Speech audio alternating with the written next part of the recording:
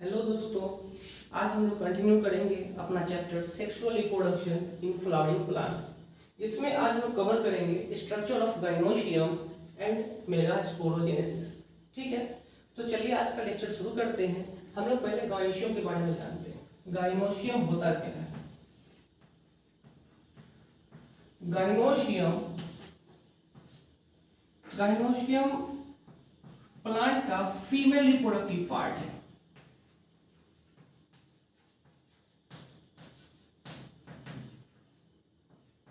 Female reproductive part है जिसको carpel और पिस्टिल भी बोलते हैं।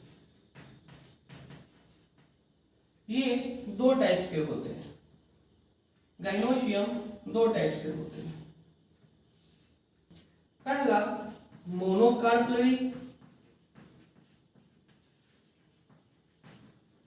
और दूसरा मल्टीकार्पलरी।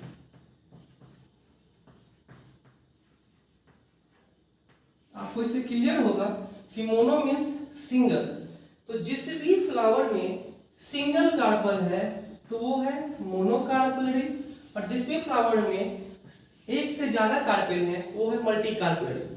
ठीक है, अब मल्टीकार्पलरी भी दो टाइप्स के होते हैं। First apocarpous and another syncarpous. Apocarpous क्या होता है कि जब हर एक कार्पल इंडिविजुअल हो, सिंगल हो, ठीक है, कुछ इस तरीके से मान लेते हैं एक फ्लावर है तो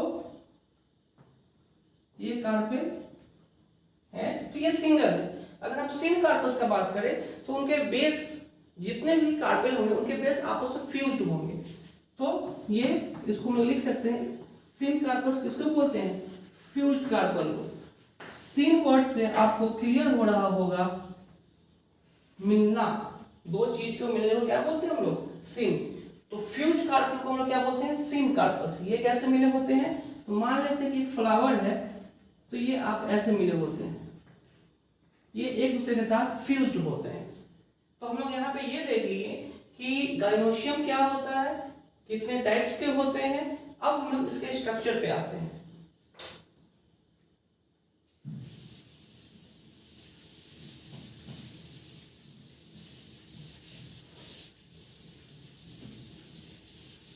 अब हम लोग इस कार्पेल के पार्ट्स के बारे में पढ़ेंगे। ठीक है, सबसे ऊपर वाले पार्ट्स को हम लोग बोलते हैं स्टिग्मा,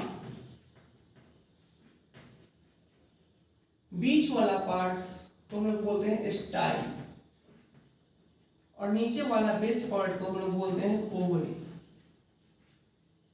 ठीक है, अब हम लोग अंदर आते हैं। ये जो देख रहे हैं पोर्शन नीचे वाला, ये कुछ इस तरीके का बना होता है जिसको हम लोग बोलते हैं प्लेसेंटा। प्लेसेंटा किससे जुड़ा होता है? फिर नीचे थैलेमस से। यहाँ पे इसके ऊपर एक फिलामेंटियस स्ट्रक्चर होता है जिसको हम लोग बोलते हैं फनिकल। उसके ऊपर एक और स्ट्रक्चर देखने को मिल रहा है हम लोगों को, कुछ इस टाइप के। इसको हम लोग बोलते हैं ओव्यूल। अब यहाँ एक चीज आप देख रहे होंगे, जैसे ही ओव्यूल हम बताएं तो एक स्पेस यहाँ क्रिएट हो गया, यहाँ कुछ स्पेस क्रिएट हो गया है इस साइड में। ठीक है, उस स्पेस को हम लोग बोलते हैं, खाली जगह को हम लोग बोलते हैं लॉक्यूल। ठीक है, ये जो कवरिंग लेयर है ओव्यूल का, इस कवरिंग लेयर को हम लोग बोलते हैं इंटेग्यूमेंट्स। अब ये इंटेग्यूमेंट्स दो टाइप्स के होते हैं। अगर अंदर वाले का बात करें तो इंटरनल इंटेग्यूमेंट्स, और बाहर वाले का बात करें तो एक्सटर्नल इंटेग्यूमेंट्स। ठीक है, इसके ऊपर एक इंड यहाँ पे खुला होता है जिसको हम लोग बोलते हैं माइक्रोपाइलर इंड।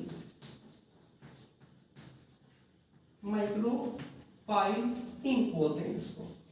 अब कुछ और बातें करते हैं हम लोग इसके बारे में। ये फिलामेंट का वो पार्ट जो टच हो रहा है ओव्यूल से, फिलामेंट का पार्ट जो टच हो रहा है ओव्यूल से, उसको हम लोग बोलते हैं हाइलम। उसको हम लोग बोलते हैं हाइलम, फिलामेंट का पार्ट, इसको ध्यान रखिएगा। और वो ओव्यूल का पार्ट जो फनिकल से जुड़ रहा है, इसको हम लोग बोलते हैं चलाजा। ये वाले पार्ट को, इसको हम लोग बोलते हैं चलाजा। ठीक है। अब कभी कभी क्या होता है कि हाइलम और अंदर तक घुस जाता है, एक्स्ट्रा अंदर चला जाता है, उस पोर्शन को हम लोग राफे बोलते हैं। क्या बोलते हैं? राफे बोलते हैं। हम लोग जब इसको पढ़ेंगे, ठीक है, फीमेल रिप्रोडक्टिव जर्म सेल्स जो बनेंगे वो इसी में बनेंगे, ओव्यूल में ही। ठीक है, हम लोग ओव्यूल में ही पढ़ेंगे। जो हम लोग इसके आगे पढ़ने वाले हैं मेगास्पोरोजेनेसिस, वो हम लोग इस ओव्यूल के अंदर ही पढ़ेंगे। ठीक है, अब हम लोग देखते हैं मेगास्पोरोजेनेसिस।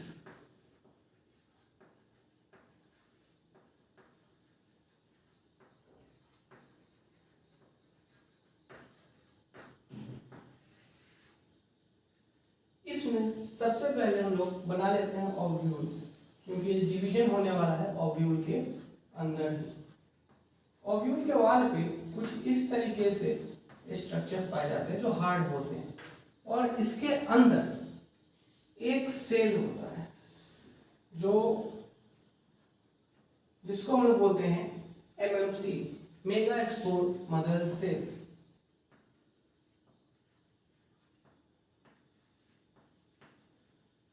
Megaspore mother cell. और हम लोग को पता है जब स्पोर का फॉर्मेशन होना है, किस चीज का फॉर्मेशन होना है यहाँ पे? स्पोर का। तो जब कभी भी स्पोरोफाइट होता है, मतलब कि स्पोर का फॉर्मेशन होता है, तो सिर्फ और सिर्फ कौन सा डिवीजन करना चाहिए? इसको मियोसिस करना चाहिए। सिर्फ और सिर्फ मियोसिस डिवीजन करेगा ये। ठीक है। अब क्या होगा इसमें मियोसिस होने के लिए? तो मियोसिस पहले सिंगल न्यूक्लियस से डबल न्यूक्लियस में चेंज होंगे, बिल्कुल होंगे।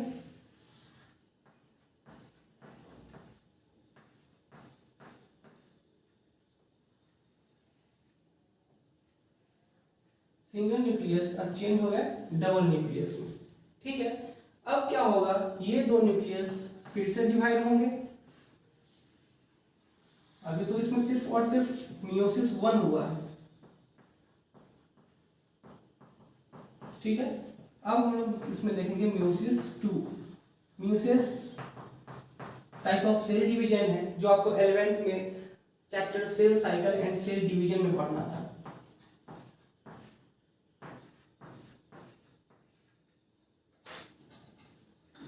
अब इसमें मियोसिस 2 होगा। मियोसिस 2 में फाइनली सेल 4 न्यूक्लियस डेवलप कर लेते हैं। मीन्स 4 सेल बनने के लिए 4 बार रेप्लिकेट ये हो जाते हैं। ठीक है। अब इसके नेक्स्ट स्टेप में क्या होगा? साइटोकाइनेसिस। अभी तक यहाँ पे हुआ है सिर्फ और सिर्फ इसमें हुआ है अभी तक कार्डियोकाइनेसिस। कार्डियो मतलब होता है न्यूक्लियस और काइनेसिस मतलब होता है अलग होना। अभी तक सिर्फ न्यूक्लियस अलग हुआ है, लेकिन अभी तक इसमें सेल अलग नहीं हुआ है। तो सेल को अलग होने को साइटोकाइनेसिस बोलते हैं। साइट मतलब होता है सेल और काइनेसिस मतलब अलग होना।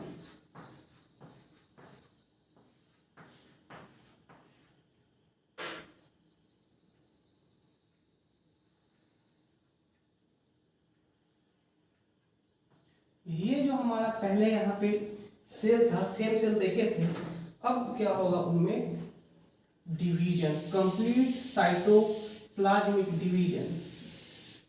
सारे के साइटोप्लाज्म अलग अलग हो जाएंगे, मतलब कि इन सभी अलग अलग सेल में बट जाएंगे। ये देखते हैं कुछ इस तरीके से लीनियर वे में ये अलग अलग बढ़ जाते हैं।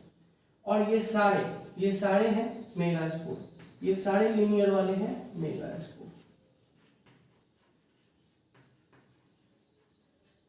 इनमें एक और इम्पोर्टेंट चीज कि ये सारे तो मेगास्पोर हैं, चारों मेगास्पोर हैं, लेकिन जेनरेटिव मेगास्पोर सिर्फ ऊपर वाला है, सिर्फ और सिर्फ ऊपर वाला है जेनरेटिव मेगास्पोर। बाकी ये तीनों जो हैं वो डीजेनरेटिव है, मतलब डीजेनरेट हो जाते हैं। ठीक है, तो आगे जो जर्म सेल पढ़ेंगे हम लोग, गैमेटोजेनेसिस पढ़ेंगे नेक्स्ट लेक्चर में। उसमें हम लोग ये देखेंगे कि कैसे ये जेनरेटिव सेल जर्म सेल बनते हैं। ठीक है, तब तक के लिए थैंक यू।